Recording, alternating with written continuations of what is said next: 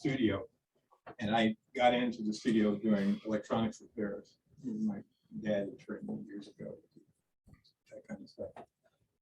But I had a chance to work with a guy named Thomas Hidley, who was an acoustician and also a darn good mixer. He actually mixed music very well.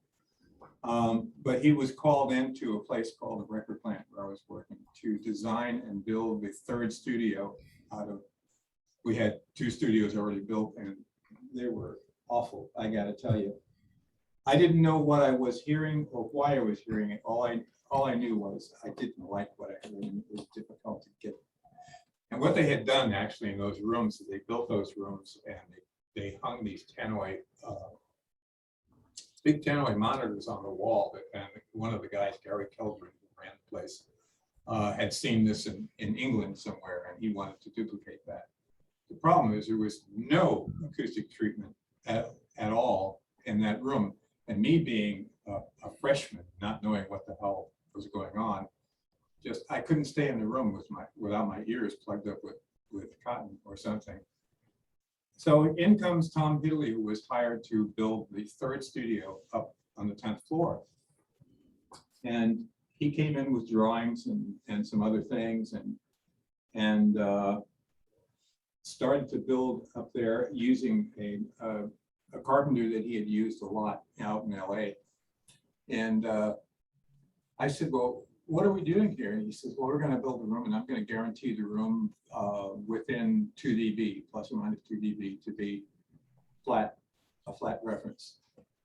And of course, I didn't know what that meant at that time, but he explained to me how he was going to use a combination of angles, diffusion, trapping, and other kinds of things to get the room to not have a series of standing waves caused by parallel surfaces in this room. And so there weren't any parallel surfaces in the room. If it was not like you said, asymmetrical, they were symmetrical, but they were diminishing, diminishing return either this way or that way, depending on how it. So I asked him one day, I says, well, I know I'm confused about this trap bass. Why do you want to trap the bass? I thought you wanted to hear them. And he says, oh, we're not trapping the bass. He says, in a way we are, and in a way we're not. This is the only way you can describe it. It's when the bass is developed in the room, it's going to travel to the rear surface, away from the console. Let's say that at the front of the room now, that would be your console and the glass into. And he says, if it bounces off that surface and comes back in the room, there's every chance in the world that it can be in or out of phase. So you're going to get strong reinforcement and cancellation. He says, you don't want to do that. So what you want to do is to propagate the bass towards the rear. It now hits that surface. It's absorbed by several layers of different surfaces. It is now transformed into a different kind of energy, including heat. And it goes away, but you will hear the next wave in its purest form. And so you're not losing bass, you're hearing the bass. It's what gets trapped, you don't want to hear it anyway. You don't want to hear it come back into the room. So it's got to keep going. And then he showed me how he had designed the room from an architectural point of view.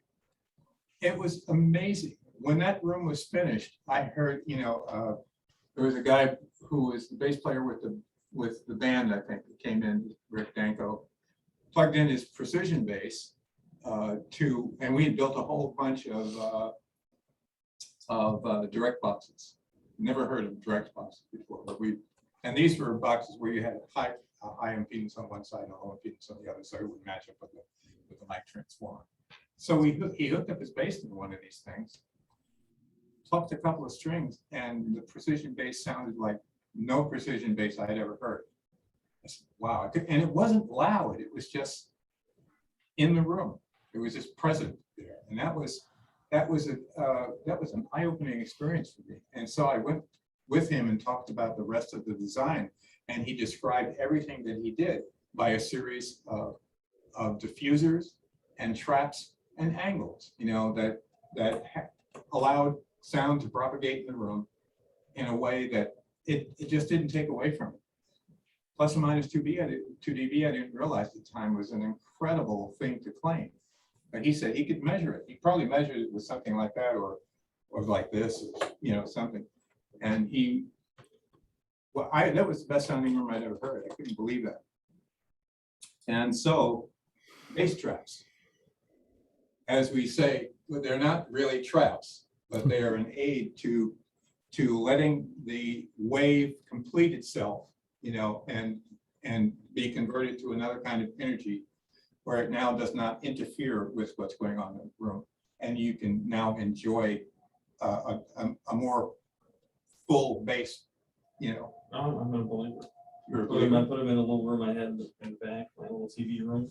It had, you know, crappy bass. So I actually got way better bass, but the traps in there with kind of speakers. And, Well, I loaded my corners of my living room with ASC tube traps, and a friend of mine bought a whole bunch of those things because they were being given away. They were I think they were 1 foot round, yeah. And you just put them in the corners, which eliminated immediately the nodes that would build up in the corners of rooms. You know, now we don't have any real corners here except for these.